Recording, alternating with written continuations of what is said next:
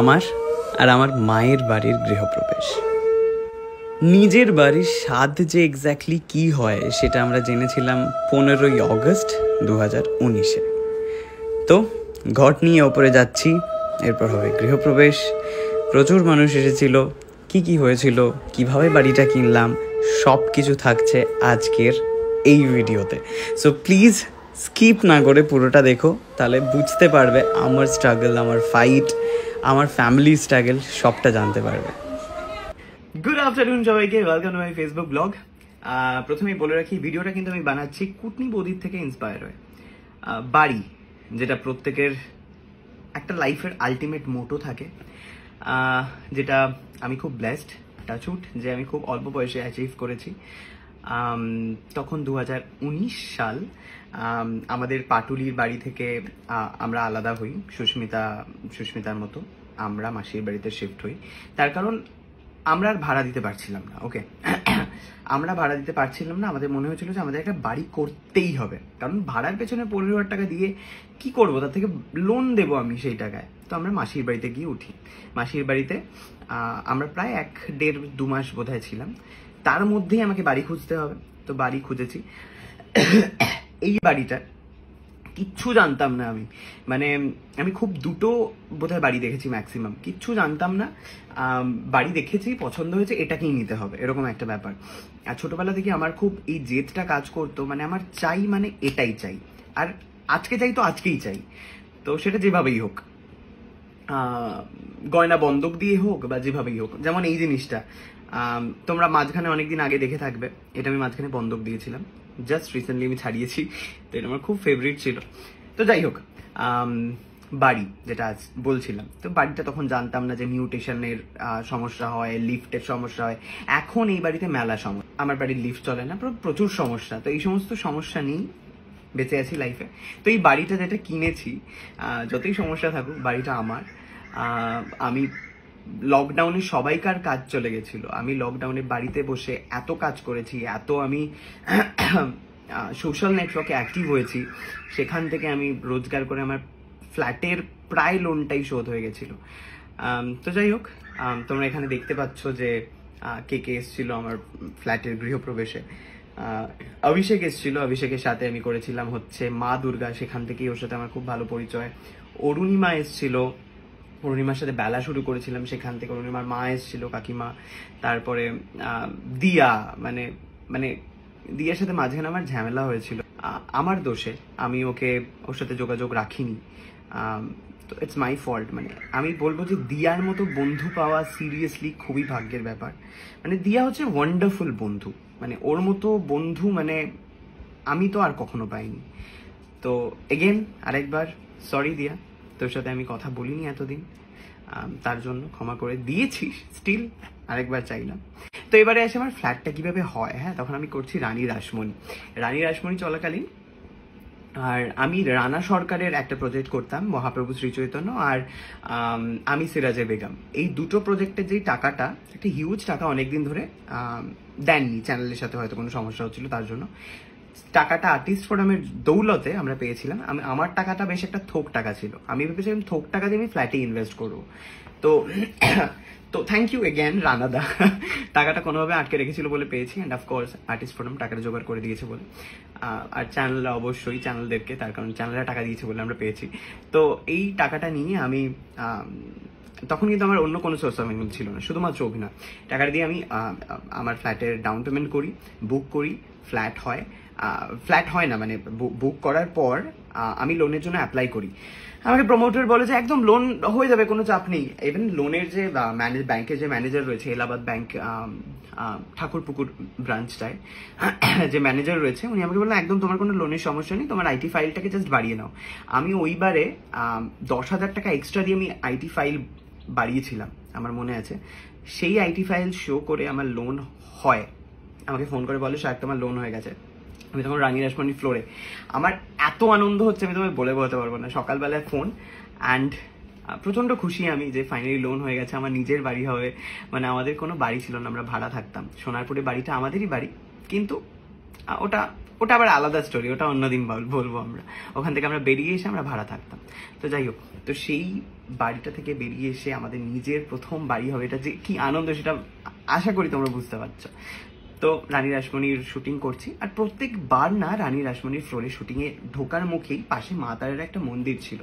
মানে বামা খ্যাপা যখন হতো, সাধক বামা খ্যাপা ইটিভি বাংলায়, সেই মন্দিরটা ভাঙতে পারেনি। নাকি স্বপ্ন দিয়েছিল যে আমার মন্দির ভাঙবি তোকে ধ্বংস করে দেবো, এরকম সামথিং কিছু। ইনফ্যাক্ট যে ভাঙতেও গেছে সেও ভাঙতে পারেনি, তার কিছু না কিছু হয়েছে, এরকম সিচুয়েশন। প্রচন্ড নাকি জাগ্রত।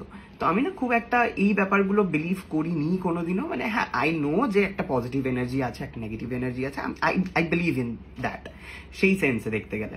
তো সেই সময় আমি 2019-এর কথা বলছি। বিকেলবেলায়, সকালবেলায় কল টাইম ছিল, দুপুরবেলায়, বিকেলবেলায় আমাকে ফ্লোরে ডাকলো। আমি ফ্লোরে যাব, আমার ফোন এলো, শোনো সহায়ক, আমি তোমাকে বলেছিলাম যে লোনটা হয়ে যাবে, কিন্তু সামহাউ লোনটা হচ্ছে না।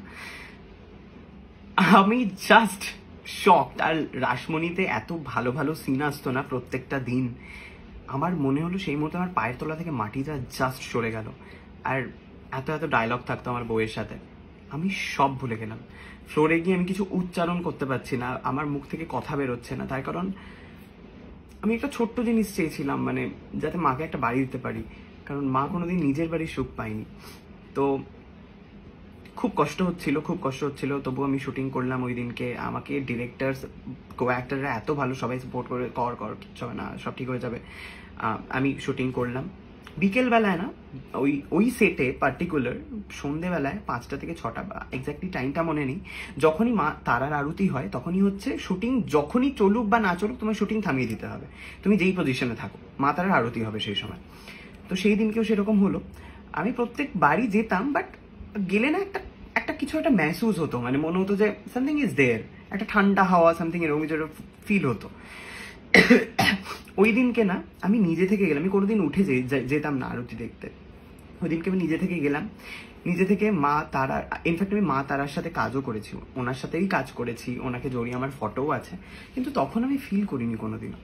তো মা তার কাছে হাত জোড় করে আমি বললাম যে ঠাকুর, আমি তো আমার জন্য কিছু চাইছি না, এই ফ্ল্যাটটা আমার মায়ের জন্য আমি বানাতে চাই। আমার মা জীবনে নিজের বাড়িটা কি সেটা জানেনি কোনোদিনও, বা এই বোধটা মা কোনোদিনও ফিল করতে পারেনি। তো আমি শুধু মায়ের জন্য চেয়েছিলাম একটা খুবই, আমার কোনো আর খারাপ উদ্দেশ্য নেই এখানে, তুমি এটাও হতে দিলে না। জাস্ট এইটুখানি কথা বলেছিলাম, বিশ্বাস করবে না। তারপরে আর বলছি, আর আমি কাঁদছি, ঠিক আছে, মা তারার দিকে তাকিয়ে। শুটিং করলাম, শুটিং প্যাক আপ হলো, আমি ওই স্টুডিও থেকে, মানে ইন্দ্রপুরী স্টুডিও থেকে আমি বেরোইনি। আমার কাছে ফোন আসে, হ্যাঁ সায়ক, আমি না সমস্ত ব্যবস্থা করে দিয়েছি ম্যানেজারের, তোমার লোনটা হয়ে যাবে। তারপরের দিন আমি গেলাম, আমার লোন হলো, আমার ফ্ল্যাট হলো। তো তারপর থেকে আই স্টার্টেড বিলিভ যে সামথিং ইজ দেয়ার, কিছু তো ডেফিনেটলি আছে। আর কোনো জিনিস যদি তুমি মন থেকে চাও, সেটা হবেই হবে, মানে সেটা হতে হবে। তো এই যে আমাকে না প্রচুর মানুষ হোয়াটসঅ্যাপে মেসেজ করো, দাদা আমার কিছু হচ্ছে না, আমাকে একটা কাজ দাও, বিশ্বাস করো আমার কাছে কোনো কাজ নেই। আর আমার যদি কোনো অসৎ উদ্দেশ্য থাকতো, কারণ আমাকে প্রচুর মেয়েরাও মেসেজ করে, প্রচুর মেয়ে মেসেজ করে। একজন মেয়ে তো আমাকে মেসেজ করে বলছে যে দাদা আমাকে টাকাও দিতে হবে না, কিচ্ছু করতে হবে না, খালি তোমাদের বাড়িতে রেখে দাও, তোমাদের সাথে থাকতে চাই, তোমার সাথে ভিডিও করতে চাই। তো এই সমস্ত ক্ষেত্রে না অনেক মানুষ এই ব্যাপারগুলোকে মিসইউজ করে। আই থিঙ্ক তুমি বুঝতে পারছো আমি কোন মিসইউজের কথা বলছি। তো বিশ্বাস করো, আমার না এই ধরনের কোনো রকম ইচ্ছে বা কোনো রকম ভাবনা চিন্তা সত্যি আসে না যে কোনো মানুষের সুযোগ নিয়ে, তার সুযোগ নিয়ে আমি তাকে দিয়ে কিছু করিয়ে নেবো, এই ধরনের আমার উদ্দেশ্য কোনোদিনও আসেনি। তার কারণ আমি নিজে খুব স্ট্রাগল করেছি। তো এটাই বক্তব্য যে এরকম ভাবে না, মানে আমার কাছে যে সিরিয়াসলি কোনো লাভ নেই। তোমরা যারা কাজ চাও আমার কাছে, আমার দেখি খুব কষ্ট হয়, রিপ্লাই দিতে পারি না, মানে রিপ্লাই দেওয়ার কিছু থাকে না আমার কাছে। তো আমি বলবো ফাইট করো, ট্রাই করো, ডেফিনেটলি হবে। আর আমার কাছে সিরিয়াসলি কোনো কাজ নেই, মানে আমি নিজেই কোনো সিরিয়াল করছি না, একটা ধর্মের নামে সিরিয়াল করি, মঙ্গলময় মা শীতলা, দেখো দাড়ি এতটা গজিয়ে গেছে, কোনো ডেট নেই। তো আর এখন আমার সিরিয়াসলি মানে ভগবানের আশীর্বাদ বলবো না তোমাদের বলবো, মানে আমার খাওয়া পড়ার অভাব কোনোদিনও হয় না, মানে আমার ঠিক হয়ে যায় কোনো না কোনোভাবে। কারণ কোনোদিনও অসৎ পথে ইনকাম করার কথা ভাবিনি, তার জন্য হয়তো। তো যাই হোক, এইভাবে হয়েছিল আমার বাড়ি। তো এই বাড়িটা সুস্মিতার ভিডিওটা দেখে আমারও মনে হলো যে আমিও দিই। বাড়িটা খুব কষ্ট করে বানিয়েছি। তারপরে এমনও হয়েছে যে রেজিস্ট্রির সময় আমার কাছে টাকা নেই, সুকান্তর বাবাকে ফোন করলাম যে টাকা নেই, এক্ষুনি পাঠিয়ে দিল সুকান্তর বাবা। হ্যাঁ, সেই টাকা আমি 2 দিন বা 1 মাসের মধ্যেই শোধ দিয়ে দিয়েছি। সবকিছু শোধ দিয়ে দিতে পারি, কিন্তু হয় না মানে ইনস্ট্যান্ট একটা। তো এই সাপোর্টগুলো কিন্তু আমার কাছে চলে এসছে সব টপ টপ টপ টপ করে। তো এই সাপোর্ট সিস্টেম বলো বা সবাইকে নিয়ে বলো, যে একটা ফ্ল্যাট, মানে এটা আমার ফ্ল্যাট, এই ফিলিংটা যেদিন তোমরা বাড়ি করতে পারবে নিজের টাকায়, নিজের বাবা মা অন্যের সম্পত্তির আশায় না বসে, যেদিন নিজের টাকায় বাড়ি করতে পারবে, সে ছোট হোক 1 BHK হোক, সেদিন বুঝতে পারবে এর ফিলিংটা কেমন। তো যাই হোক, থ্যাংক ইউ, ভালো লাগলো। আশা করি তোমাদের এই ভিডিওটা, প্রচুর ইমোশনাল হয়ে পড়েছিলাম। Thank you, tata.